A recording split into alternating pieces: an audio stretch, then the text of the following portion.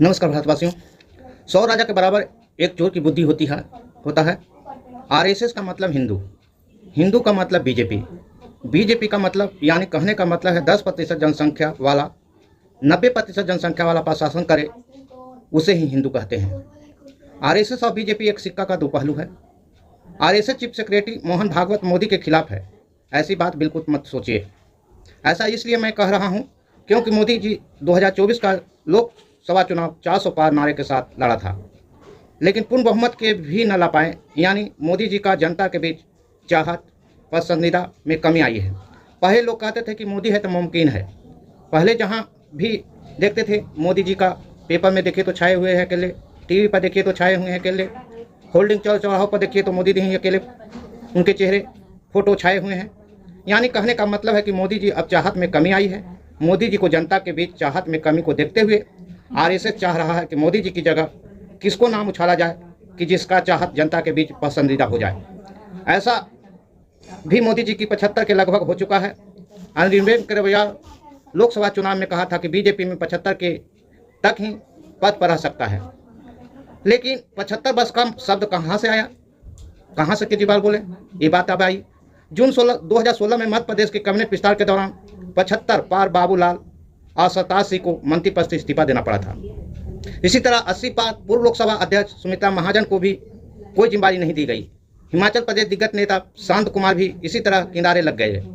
अप्रैल 2019 में the week को दिए गए एक इंटरव्यू में अमित शाह ने कहा था कि 75 साल से ऊपर के किसी को टिकट नहीं दिया गया है, ये पार्टी का फैसला है।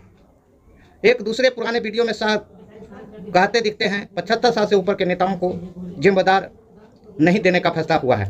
इस सब टकराव के बीच मोदी की बढ़ती उम्र का तगाजा, जनता का बदलाव का रुझान या 400 फीट सीट न आना यानी पूर्ण बहुमत से दूर सहयोगी के सहारे चलती प्रधानमंत्री मोदी सरकार, इस सब के बीच आरएसएस चेहरे की तलाश कर रहा है। मोदी जी को खुश और संतुष्ट करने के लिए संविधान को ताक पर रखते हुए लेटरल एंट्री पर प्राइवेट सेक्टर के लोगों की भर्ती की जाएगी। ऐसा विपक्ष का आरोप है कि इस तरह के प्रावधान के जरिए पिछड़े जातियों के आरक्षण को छीनने की कोशिश की जा रही है। वही सरकार में रह रहे चिराग पासवान ने कहा कि इसमें कोई शक शुबा नहीं है, निजी क्षेत्र में कोई आरक्षण नहीं है, और अगर इसे कोई सरकार पदों पर भी लागू नहीं किया जाता है। यह जानकारी रविवार को बोले कि हमको हुआ है और यह मेरे लिए चिंता का विषय है। लेटरल एंट्री के जरिए स्कीम के जरिए 15 सालों तक प्राइवेट सेक्टर में काम करने वाले नौकरशाही शामिल किया जा सकता है। हालांकि इन लोगों का न्यूनतम उम्र 45 वर्ष होना चाहिए, साथ ही ग्रेजुएशन किसी भी यूनिवर्सिटी से होनी चाहिए। लेकिन पहले इन पदों पर नियुक्ति के लिए विज्ञापन निकाला गया है। उन पर भारतीय प्रशासनिक सेवा, आईएएस, आईपीएस और एफओएसएल, भारतीय वन सेवा और अन्य ग्रुप ए सर्विस अधिकारी तैनात होते थे। ऐसे भी प्राइवेट सेक्टर में कोई आरक्षण नहीं होता। इसलिए मोदी सरकार यानी बीजेपी सभी सेक्टर प्राइवेट करते जा रहे हैं। इस पर सुनिए जो आज प्रेस कॉन्फ्रेंस हुआ है और आम आदमी पार्टी के हैं, इस पर क्या बोले हैं, सुनिए तो आगे बताते हैं कि क्या हुआ है। जो संविधान की आरक्षण की दिन दहाड़े हत्या करने में तुली है वो भाजपा है, भारतीय जनता पार्टी है। पिछले कई सालों से हम देखते आ रहे हैं कि भाजपा और आरएसएस के तमाम दिग्गज बड़े नेता आरक्षण विरोधी बयान देते आ रहे हैं। 2024 का चुनाव आया, हमने क्या सुना? भाजपा के तमाम नेता, बड़े बड़े एमपी, मंत्री केवल एक चीज कह रहे थे कि 400 पार चाहिए, 400 पार चाहिए, 400 पार चाहिए। जब पूछा गया कि 400 पार क्यों चाहिए तो कहते हैं नहीं, मोदी जी बहुत बड़ा काम करने वाले हैं, रहस्य है ये, हम बता नहीं सकते, लेकिन बहुत बड़ा काम होने वाला है। उनको लगा देश की जनता बेवकूफ है, इशारा नहीं समझती, लेकिन भारत के वोटर की सूझबूझ की दाद देनी पड़ेगी कि वो समय रहते समझ गए कि 400 पार का इशारा है कि देश में आरक्षण बंद होने वाला है, आरक्षण खत्म होने वाला है। इसलिए 400 पार का नारा देने वाली पार्टी 240 तक आके सिमट कर रहेगी। दोस्तों, हमें यकीन था कि इसके बाद हो सकता है कि भाजपा के तेवर ठीक होंगे, भाजपा के दिमाग में आरक्षण को और मजबूत करने के आइडियाज आएंगे। लेकिन क्या हुआ? पिछले एक हफ्ते में 2 ऐसी घटनाएं हुई जो साफ दिखा रही है कि भाजपा ने 2024 के चुनाव से कोई भी सीख नहीं ली। जो काम वो खुलेआम करना चाहते थे, कानून को, संविधान की हत्या कर आरक्षण खत्म करना चाहते थे, अब चोर दरवाजे से वो काम करने की कोशिशें की जा रही है। सबसे पहले इसमें जो मुद्दा बाहर निकल आया कि बड़ी पोजीशंस पर जहां पे आईएएस अधिकारी बैठते हैं, जॉइंट सेक्रेटरी, डायरेक्टर और अंडर सेक्रेटरी की पोजीशंस पर भाजपा की मोदी सरकार एक इश्तिहार निकालती है, विज्ञापन निकालती है, कहती है कि 45 ऐसे पोजीशंस जहां पे लैटरल एंट्री से वो लोगों को लाना चाह रहे हैं उसमें आरक्षण नहीं होगा। ये बहुत बड़ा काम, बड़ा पाप भाजपा करने जा रही थी और ये पहली बार नहीं करने जा रही थी। इससे पहले भी कुल 63 ऐसे लैटरल एंट्री पोजीशंस मोदी सरकार ने पिछले 10 सालों में 2018 में इसकी शुरुआत हुई थी, 2018 से लेकर 2024 के बीच में 63 पोजीशंस लैटरल एंट्री के फिल गए हैं जहां पर आरक्षण है ही नहीं।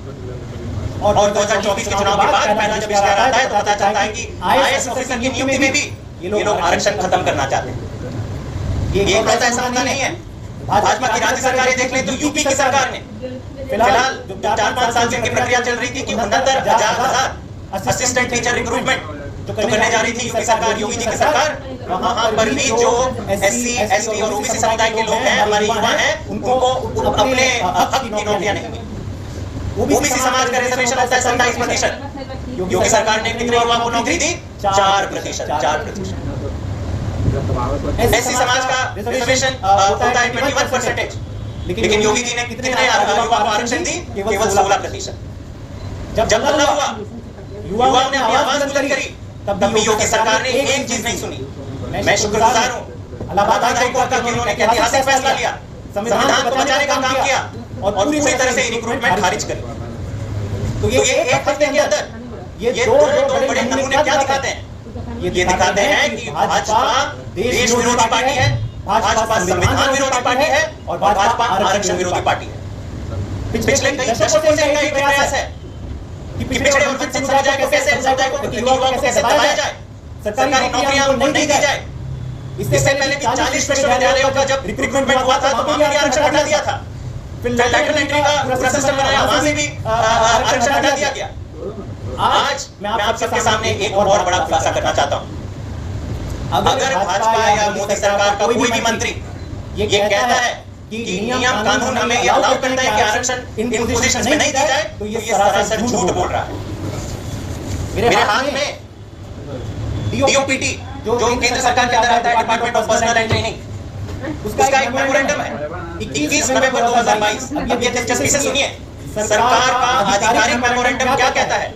ये मेमोरेंडम किस संदर्भ में निकाला गया? सारी मिनिस्ट्रीज को एडवाइस किया गया और ये था सब्जेक्ट है reiteration of instructions relating to reservation in temporary appointments. और इसमें जो मुख्य लाइन है वो मैं पढ़ लेता हूं। All the ministries, departments are required, are requested to ensure that reservation of scheduled castes, scheduled tribes, other backward classes shall be made in all temporary appointments which are last for 45 days or more। मतलब 45 दिन से ज्यादा अगर आप किसी को भी सरकारी नौकरी में रखते हो तो वहां पर आरक्षण देना अनिवार्य है। और अगर कोई भी डिपार्टमेंट या मिनिस्ट्री आरक्षण नहीं देता तो वो कानून का और संविधान का उल्लंघन कर रहा है। भाजपा के प्रवक्ता क्या कहते हैं? अरे साहब, ये लैटरल एंट्री तो केवल 3 साल 5 साल तक ही सीमित है, ये आजीवन नौकरी की कोई गारंटी नहीं है। लेकिन आपका खुद ये सर्कुलर दिखाता है कि 45 डेज की टेम्परेरी अपॉइंटमेंट भी हो तो आपको आरक्षण देना जरूरी है, अनिवार्य है। मतलब आप सरासर झूठ बोल रहे हो। ये बड़ा एक षड्यंत्र रचा जा रहा है कि कैसे एससी, एसटी और ओबीसी समुदाय के लोगों को सरकारी नौकरियां ना दी जाए। केवल ये एक उदाहरण नहीं है। और एक चौंकाने वाली बात मैं आपको बता दूं, सरकार में तमाम ऐसे कॉन्ट्रैक्ट और आउटसोर्स वर्कर्स में आरक्षण जब नहीं दिया गया तो किसी ने याचिकाकर्ता ने पीआई फाइल करी सुप्रीम कोर्ट में और अक्टूबर 2023 में सुप्रीम कोर्ट ने केंद्र सरकार का पक्ष पूछा कि क्या इन सारी पोजीशन में आरक्षण होना चाहिए। तो केंद्र सरकार अपने इस नवंबर 2022 के ऑफिस मेमोरेंडम का हवाला करके देते हुए बताती है कि हां जी जज साहब बिल्कुल होना चाहिए। हम तो कहते हैं कि 45 दिन से ज्यादा भी अगर किसी भी नौकरी में, चाहे वो सरकार के पेरोल पे हो या आउटसोर्स एम्प्लॉय के कॉन्ट्रैक्टर के थ्रू हो, उसमें आरक्षण देना अनिवार्य है। तो मतलब कोर्ट को आप गुमराह कर रहे हो, सुप्रीम कोर्ट में कुछ और कहते हो, सरकारी कागजों में और कुछ कहते हो, लेकिन जब नौकरियां की ज्ञापन निकालते हो तब कोई आरक्षण आपको याद नहीं आता। ये घोर अन्याय है और पूरे एससी, एसटी और ओबीसी समुदाय के साथ धोखा है। प्रेस कॉन्फ्रेंस, आम पार्टी का प्रेस कॉन्फ्रेंस सुन लिए।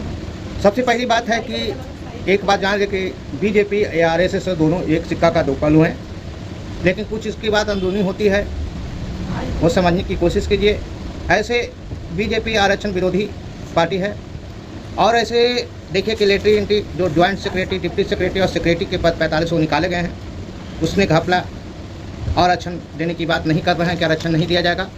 जिसमें अच्छे दिए जाते उसमें IAS IPS को भर्ती कराया जाता, लेकिन जनरल जो कंपटीशन ग्रेजुएशन किए हुए हैं, बिजनेसमैन है और जो अनुभव प्राप्त 15 वर्ष तक के हो उनको ये भर्ती करेंगे। और वैसे आरक्षण दिया जाता तो SC 6 को, ST 3 को और OBC 12 को ये पद पर कार्यरत होते। और ऐसे ये कैसे कर रहे हैं ये समझने की कोशिश कीजिए और ऐसे वीडियो प्राप्त करने के लिए चैनल को लाइक, सब्सक्राइब, बेल आइकन घंटी दबाएं। थैंक्स, धन्यवाद।